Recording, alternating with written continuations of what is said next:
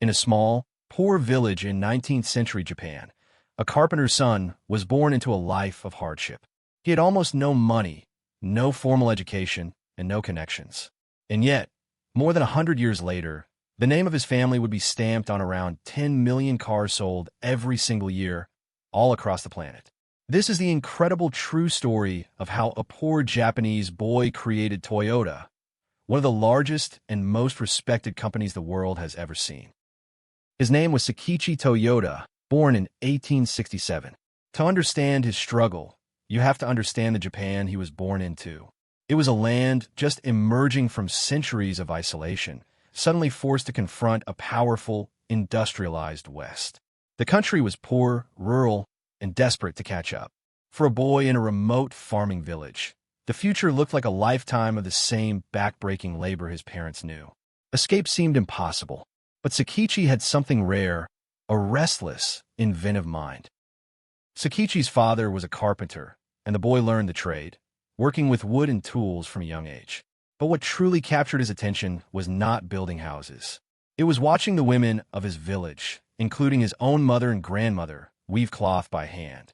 Day after day, they sat at simple wooden looms, performing exhausting, repetitive work for tiny amounts of money. Sakichi watched their tired hands and aching backs, and a single question began to burn inside him. That question was simple, but it would shape his entire life. Why does this have to be so hard? Why should his mother labor for endless hours just to produce a small piece of fabric? He didn't see weaving as just women's work to be ignored. He saw a problem to be solved, a way to ease human suffering and lift his family out of poverty. This compassion, this drive to make life better for ordinary people, became the seed of an empire. Japan at the time was gripped by a powerful national spirit. The government urged its people toward invention and industry, with slogans about building a rich country. For an ambitious young man, the message was intoxicating. Invent something, build something, serve the nation. Sakichi devoured what little he could learn about engineering and machines, often teaching himself from scraps of information. He had no university degree, no laboratory, no wealthy backer. He had only his hands, his eyes, and a relentless determination to improve the world around him. In 1890, after years of obsessive tinkering, Sakichi completed his first invention, a wooden hand loom of his own design. It allowed a weaver to work faster and more efficiently than the old looms. It was a real improvement, a genuine step forward. But Sakichi was not satisfied. In his mind, a machine that still required constant human effort was only halfway to the goal. He dreamed of something far more ambitious. He wanted to build a loom that could practically run itself. What followed were years of struggle, failure, and ridicule. Building machines cost money, and Sakichi had almost none. He poured every spare coin into parts and experiments. Many in his village thought he was a foolish dreamer, wasting his time on impossible contraptions while his family went without. He faced setback after setback, prototypes that broke, designs that didn't work, money that ran out. For a man with no safety net, each failure was a genuine risk of total ruin. But he refused to quit. Sakichi's early road was paved with humiliation. One of his first attempts to turn his looms into a real business ended in collapse. He had partnered with investors, but when profits didn't come fast enough, they lost faith and pulled out, leaving him with almost nothing. He traveled to Tokyo and Osaka, working, observing factories, and refining his ideas in obscurity and hardship.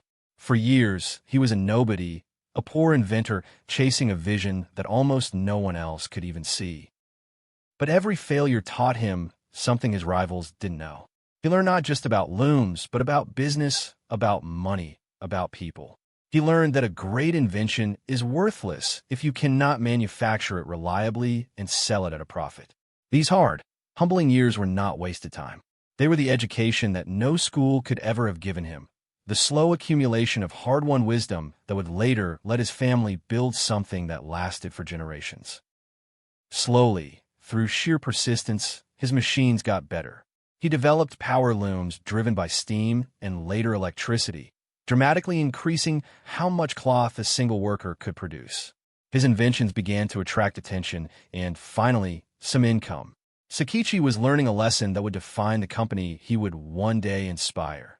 That progress comes not from one brilliant flash, but from endless, patient improvement. Test, fail, learn, improve, repeat. This philosophy was being forged in his workshop, one broken prototype at a time. Then came his masterpiece. After decades of work, Sakichi created the Type G automatic loom, and it contained a revolutionary idea. The loom was built to detect a problem on its own. If a single thread broke, the machine would instantly stop itself, so it would never keep weaving flawed, wasted cloth. A human no longer had to watch it every second. One worker could now oversee dozens of these intelligent machines at once. It was a staggering leap in productivity and quality. This simple concept, a machine that stops itself the moment something goes wrong, would later be given a name, Judoka. And remember it, because decades later, it would become one of the secret pillars of Toyota's legendary manufacturing system. The idea, born in a humble loom, to never let a defect pass and to build quality into the machine itself, would one day help conquer the global car industry. Sakichi didn't know it yet, but he was inventing a philosophy, not just a machine. Sakichi's automatic loom made him famous. He was hailed as the king of Japanese inventors, holding dozens of patents.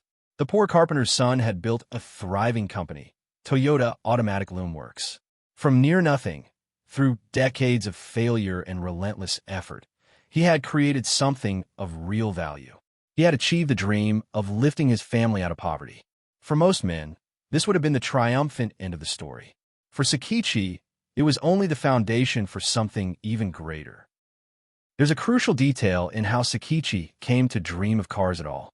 Around 1910, this poor village inventor did something extraordinary for a man of his humble background. He traveled all the way to the United States.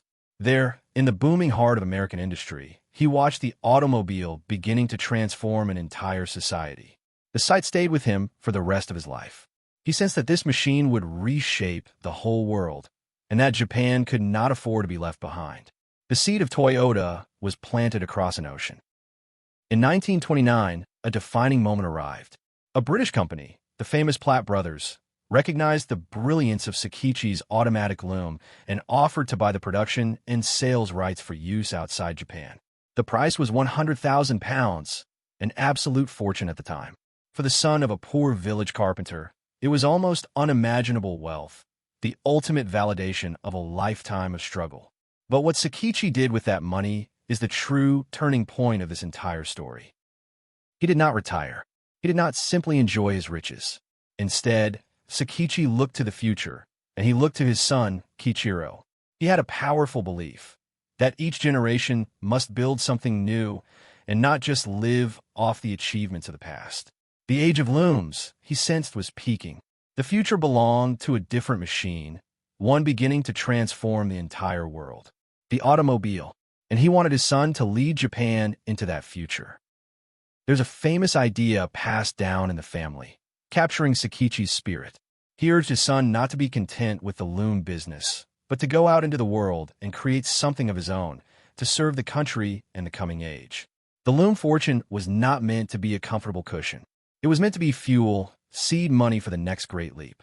Sakichi handed the proceeds from that British deal to Kiichiro with a mission attached. In 1930, Sakichi Toyoda passed away. He died as a celebrated inventor who had risen from poverty to greatness.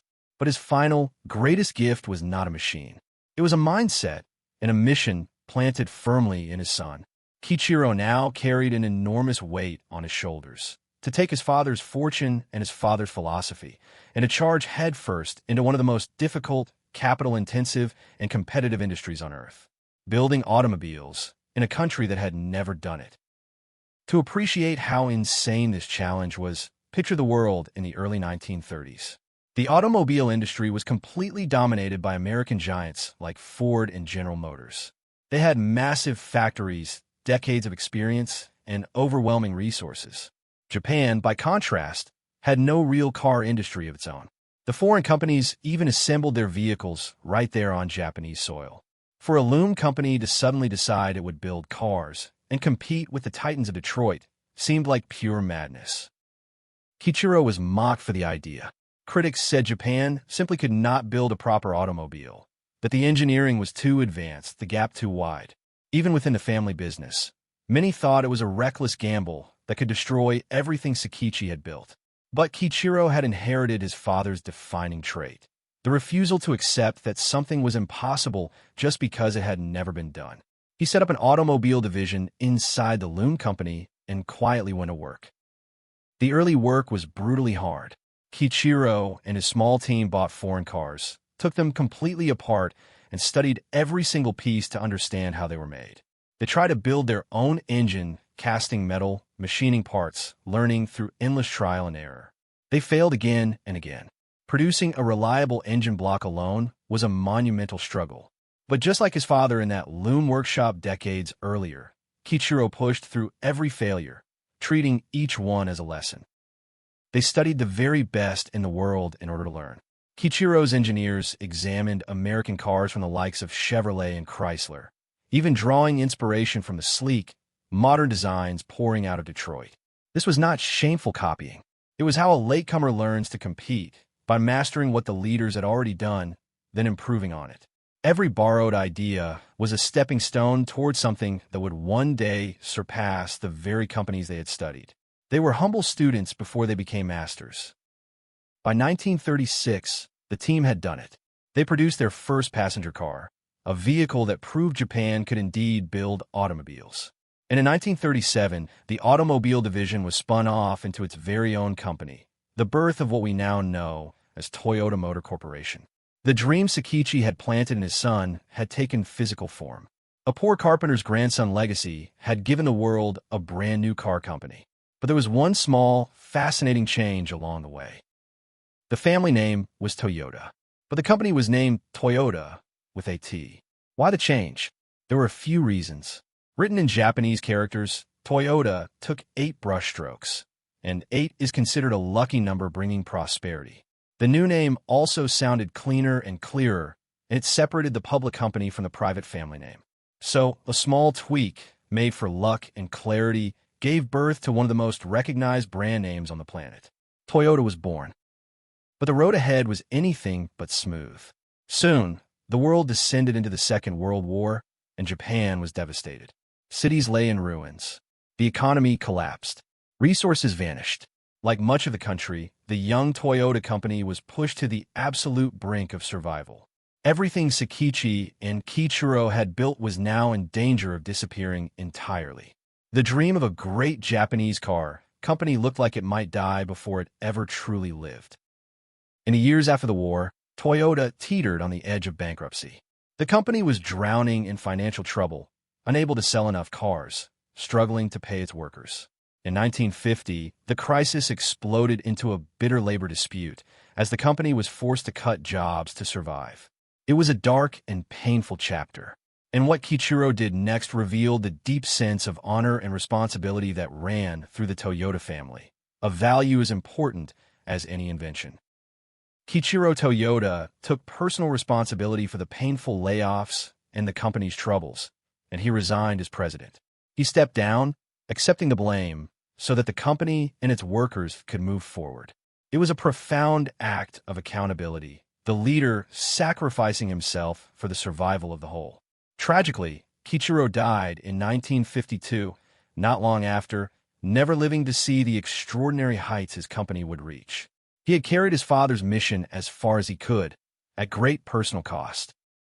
But the company survived, and out of all that struggle, poverty, war, and near collapse, Toyota forged something that would change manufacturing forever. They developed what became known as the Toyota production system, a revolutionary way of building things with almost no waste. Its 2 pillars came straight from the family's history. One was Jidoka, the very idea from Sakichi's automatic loom. Build quality in and stop the moment something goes wrong. The loom's wisdom had traveled directly into the car factory. The second pillar was just in time, an idea championed by Kiichiro, producing exactly what is needed, only when it is needed, with no wasteful excess. Together with a culture of Kaizen, meaning continuous improvement, these ideas became the most studied and copied manufacturing philosophy in the world. And notice the beautiful truth at its heart. This world-changing system was not invented by accident. It grew directly from the values of a poor inventor who hated waste and worshipped relentless improvement. The loom had taught the cars how to be built. The man who turned these ideas into a complete, working system was a brilliant engineer named Kiichiro. Over many years on the factory floor, he obsessively eliminated waste, rethought every step, and wove judoka and just-in-time into one seamless whole. He was carrying forward, in steel and process, the exact spirit of old Sakichi back in his loom workshop. Observe the real problem, find a practical fix, test it, and improve it forever. The founder's mindset had become a living, breathing manufacturing religion. With this philosophy, Toyota began an extraordinary rise. Through the following decades, it earned a global reputation for something precious and rare: reliability. Toyota cars simply worked year after year, mile after mile. Models like the Corolla became some of the best-selling vehicles in all of human history. The company expanded across the globe, building factories on multiple continents and winning the trust of millions of ordinary families who just wanted a car that would never let them down. Eventually, the impossible dream was fully realized. The little loom company from a poor Japanese village grew to become the largest automaker on the entire planet, selling around 10 million vehicles every year and employing hundreds of thousands of people worldwide. Toyota became a symbol of Japanese quality, ingenuity, and resilience, admired and studied by businesses everywhere. The compassion of a boy watching his mother weave had blossomed across 3 generations into one of the greatest industrial empires in history. Consider the Corolla, first launched in the 1960s. It was not flashy or glamorous. It was simply affordable, dependable, and built with obsessive quality. And it went on to become one of the best-selling cars in the entire history of the world, with tens of millions sold. The Corolla was the perfect expression of everything the Toyota family believed: serve ordinary people, deliver real value, and never compromise on quality. It put the world on wheels, one humble, reliable car at a time. And the family's hunger to invent never died. Decades later, Toyota would once again leap into the future, pioneering the mass-market hybrid car with the Prius, leading the whole world toward a new era of cleaner vehicles. It was Sakichi's spirit echoing across a full century. Don't rest on success, build for the future, solve the next great problem. From a wooden hand loom to a gas-electric hybrid engine, the same restless drive to improve carried the company forward, generation after generation. So let's pull out the timeless lessons from this remarkable journey, because they can transform how you think about your own life and money. Lesson 1. The greatest fortunes often begin by solving a real human problem. Sakichi didn't set out chasing riches. He set out to ease the suffering of weavers like his mother. The wealth came as a consequence of genuine value created for others. Find a real problem that matters, solve it well, and the rewards have a way of following. Lesson 2. Relentless, continuous improvement beats waiting for one perfect idea. Sakichi didn't build his loom in a single stroke of genius. He improved it over decades, failure by failure. Kiichiro built cars the same patient way. This spirit of Kaizen, getting just a little bit better every single day, is one of the most powerful forces in business and in life. You do not need to be a genius. You need to be relentless about improving. Lesson 3.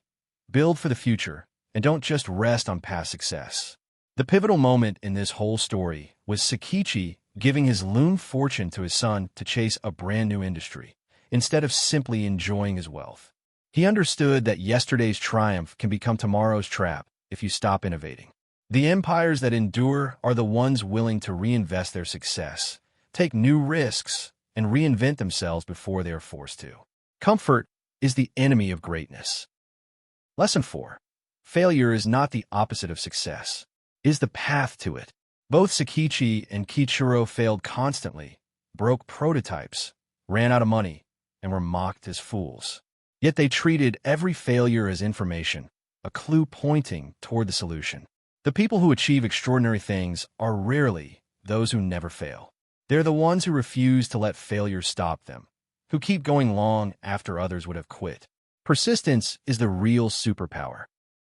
And there's a final, quieter lesson in Kiichiro's sacrifice. True leadership often means taking responsibility, even when it costs you everything. By resigning to protect his workers and his company, Kiichiro showed an integrity that became part of Toyota's soul.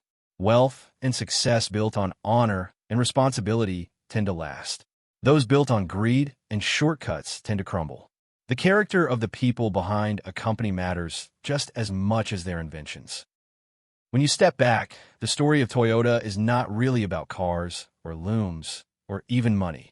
It is about the human spirit, about a poor boy who refused to accept that his mother's suffering was simply the way things had to be, about a family that believed across generations in solving problems, improving relentlessly, and building for those who would come after them. They started with almost nothing but an idea and an unbreakable will, and they changed the world. So the next time you see a Toyota driving down the road, remember the carpenter's son in that poor Japanese village, watching his mother's tired hands at the loom, asking why it had to be so hard. Remember that every great empire, every fortune, every world-changing company often begins with one person who simply refused to accept things as they were. The same spark that lived in Sakichi Toyoda lives in anyone willing to solve a real problem and never give up. If this story moved you and taught you something, then this channel is exactly where you belong. We tell the greatest money stories ever told, the rags to riches journeys, the fortunes built from nothing, and the timeless lessons hidden inside them. Subscribe to Money Stories, ring the bell, and tell me in the comments, which poor boy or girl who built a famous company should we cover next? Thank you for watching, and I'll see you in the next one.